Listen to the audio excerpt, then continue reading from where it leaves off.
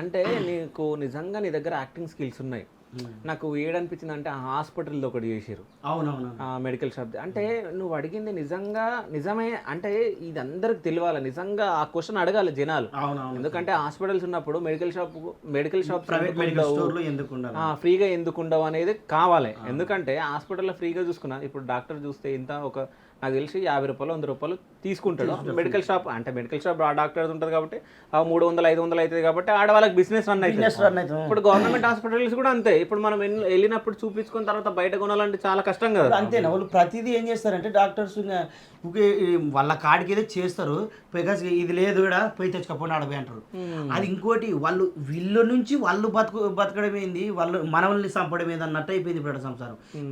ప్రతి ఒక్కరు అది జనరల్ హాస్పిటల్ వినారంటేనా ప్రతి ఒక్కడు ఎందుకు పోతామని మనం ఇంతకి మన పైసలు లేకనే మనం గవర్నమెంట్ హాస్పిటల్ పెట్టాం. అదే పైసలు ఉంటే ఏదో ప్రైవేట్లో చూసుకొని మంచిగా ఇంట్లో పోతుండ్రు.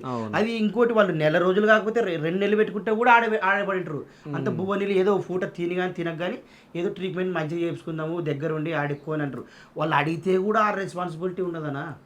చాలా ఇబ్బంది పడుతుంటారు. అసలు ఆ జనరల్ హాస్పిటల్ కాడికి పోతేనా ఒక్కరొకరు ఒక ఏడుపులో ఉంటారు. ఆడ పోతే కన్నా ఈ జీవితంతో ఇంతే కదా మన జీవితం ఏముంది ఇంకా లైఫ్లో బతకడం అంటూ ఇంకా ఎప్పుడు పోతామో తెలియదు, ఎప్పుడు బతుకుతామో తెలియదు అనే విధంగా ఉంటుంది లైఫ్ అయితే. నేను చాలా సార్లు అట్లా మా చిన్నమ్మకి అట్లనే జరిగింది. అప్పుడు మీ దస్తగిరి నేను కానీ ఆ రోజు 2 రోజులు ఒక కంటికి నిద్ర లేనట్టు ఏడ్చినాము నైట్ ఆడ కూర్చొని. అంటే కరోనా టైంలోనా ఆక్సిజన్ ఆమెకున్న ఆక్సిజన్ వేరే వాళ్ళు తీసుకుపోయినారు. వేరే వాళ్ళు తీసుకుపోయింటే ఆమెకి ఇంకా ఆ ఆక్సిజన్ పోయినాక 10-15 నిమిషాల్లోపు చనిపోయింది ఆమె. ఎందుకంటే అప్పుడు ఇంకోటి జనాలనా చాలా కొడుతుంది. ఇప్పుడు జనాలు ఉండేది చాలా ఇబ్బంది ఉన్నారా నిజంగా.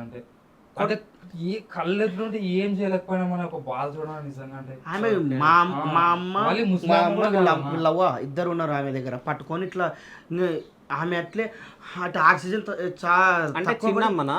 వీళ్ళ మేనత్త సొంతం, వీళ్ళ నాన్న అక్క సొంతం వీళ్ళ అట్లా అన్నమాట.